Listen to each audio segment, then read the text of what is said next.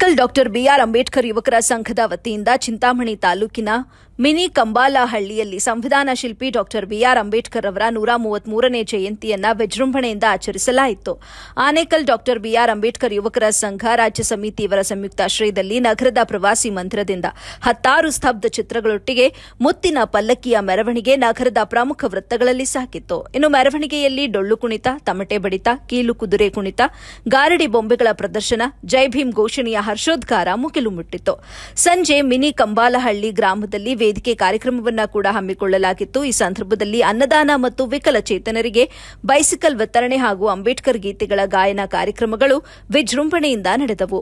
ಈ ವೇಳೆ ಮಾತನಾಡಿದ ಆನೇಕಲ್ ಡಾಕ್ಟರ್ ಬಿಆರ್ ಅಂಬೇಡ್ಕರ್ ಯುವಕರ ಸಂಘದ ಸಂಸ್ಥಾಪಕ ರಾಜ್ಯಾಧ್ಯಕ್ಷ ಮರಸೂರು ಡಾಕ್ಟರ್ ಎಂ ಕೃಷ್ಣಪ್ಪ, ಫಾರೂಕ್ ಅಬ್ದುಲ್ಲಾ ವಿರಚಿತ ಚಿಮ್ಮಿತ ರಕ್ತ ಪುಸ್ತಕದಲ್ಲಿ ಕಂಬಾಲಹಳ್ಳಿ ನರಮೇಧದ ಘಟನೆಯನ್ನ ಓದಿ ನೊಂದು ಆ ಗ್ರಾಮದ ಜನರನ್ನ ಭೇಟಿ ಮಾಡಬೇಕು, ಅವರ ಸಂಕಷ್ಟಗಳಿಗೆ ಸ್ಪಂದಿಸಬೇಕು, ಗ್ರಾಮವನ್ನ ಮಾದರಿ ಗ್ರಾಮವನ್ನಾಗಿ ನಿರ್ಮಿಸಬೇಕೆಂಬ ಪಣತೊಟ್ಟು ಅಂಬೇಡ್ಕರ್ ಅವರ ಪೇ ಬ್ಯಾಕ್ ಟು ಸೊಸೈಟಿಯ ಆಶಯದಂತೆ ಕಾರ್ಯಕ್ರಮವನ್ನ ಈ ಗ್ರಾಮದಲ್ಲಿ ಆಚರಣೆ ಮಾಡಲು ನಿರ್ಧರಿಸಲಾಯಿತು.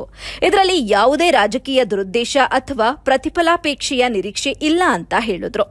ಇನ್ನು ಕನ್ನಡಾಂಬೆ ಸಿಂಹ ಗರ್ಜನೆಯ ಸಂಸ್ಥಾಪಕ ರಾಜ್ಯಾಧ್ಯಕ್ಷ ಮಂಜುನಾಥ್ ಮಾತನಾಡಿ, ಮರಸೂರು ಕೃಷ್ಣಪ್ಪ ಅವರು ಅಂಬೇಡ್ಕರ್ ಅನುಯಾಯಿಯಾಗಿದ್ದು ಇಡೀ ದೇಶದಲ್ಲಿ ಯಾರ ಸಹಾಯವೂ ಯಾಚಿಸದೆ ಅಂಬೇಡ್ಕರ್ ಹೆಸರಿನಲ್ಲಿ ಚಂದ ವಸೂಲಿ ಮಾಡದೆ ಸ್ವಂತ ಖರ್ಚಿನಲ್ಲಿ ನೂರಾರು ಕಾರ್ಯಕ್ರಮಗಳನ್ನು ತಮ್ಮ ಸಂಘಟನೆಯ ಮೂಲಕ ಹಮ್ಮಿಕೊಳ್ಳುತ್ತಿರುವುದು ಏಕೈಕ ನಾಯಕ ಅಂತ ಪ್ರಶಂಸೆ ವ್ಯಕ್ತಪಡಿಸಿದ್ರು. ಬಗ್ಗೆ ಹೇಳೋದಕ್ಕೆ ಮಾತುಗಳೇ ಸಾಕಾಗಲ್ಲ.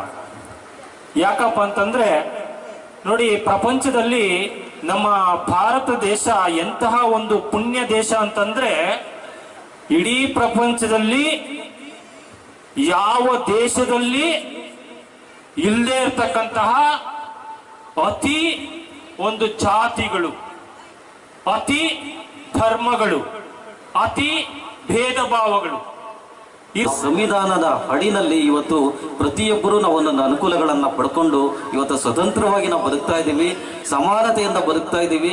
ಇವತ್ತು ನಾವು ಯಾರ ಮನೆಯಲ್ಲಿ ಜೀತ ಮಾಡ್ತಿದ್ವಿ, ಯಾರ ಮನೆಯಲ್ಲಿ ಕೂಲಿ ಕೆಲಸ ಮಾಡ್ತಿದ್ವಿ, ಯಾರ ಮನೆಯಿಂದ ನಮಗೆ ಅವಮಾನಗಳಾಗ್ತಿತ್ತು, ಇವತ್ತು ಆ ಮನೆಗಳವರು ನಮ್ಮ ಹತ್ರ ಬಂದು ನಮ್ಮ ಹತ್ರ ಯಾವುದೇ ರೀತಿಯ ಒಂದು ಗ್ರಂಥಾಲಯದಲ್ಲಿ ಓದುತ್ತಿರುವಾಗ ತನ್ನ ಹೆಂಡತಿಯಾದ ರಮಾಬಾಯಿ ಅವರು ನಿಧಾನವಾಗಿ ಒಂದು ಕಲಿಯರ್ ಮುಖಾಂತರ ಒಂದು ಇದು ಕಳಿಸ್ತಾರೆ ಅವರು. ಯಾಕಂದ್ರೆ ಏನಂದ್ರೆ ಅವ್ರ ಜೊತೆಯಲ್ಲಿ ಸ್ನೇಹಿತರಿರ್ತಾರೆ ಗ್ರಂಥಾಲಯದಲ್ಲಿ. ಬಾಬಾ ಸಾಹೇಬರು ನಿಧಾನವಾಗಿ ಟಂಗಲ್ ಬರೆದಾಗ ಅವರು ಅದು ಓದ್ತಾ ಇರ್ತಾರೆ. ಏನೊಂದು ವಿಚಾರ ಅಂದ್ರೆ ತನ್ನ ಮಗ ಸತ್ತೋಗಿರ್ತಾನೆ. ಹಲವು ಮಾತುಗಳನ್ನು ಆಡಬೇಕಾಗಿದ್ರೆ ಇದಕ್ಕೆ ಈ ಮಹಾನುಭಾವರೇ. ಬಹುಶಃ ಅಂಬೇಡ್ಕರ್ ಅವರು ಈ ನಾಡಿನಲ್ಲಿ, ಈ ದೇಶದಲ್ಲಿ ಜನಿಸದೇ ಇದ್ದಿದ್ರೆ ನಾವ್ಯಾರೂ ಕೂಡ ಮೈಕ್ ಹಿಡ್ಕೊಂಡು ಎಲ್ಲರ ಮುಂದೆ ಮಾತಾಡ್ತಕ್ಕಂಥ ಅವಕಾಶ ಸಿಗ್ತಾ ಇರಲಿಲ್ಲ.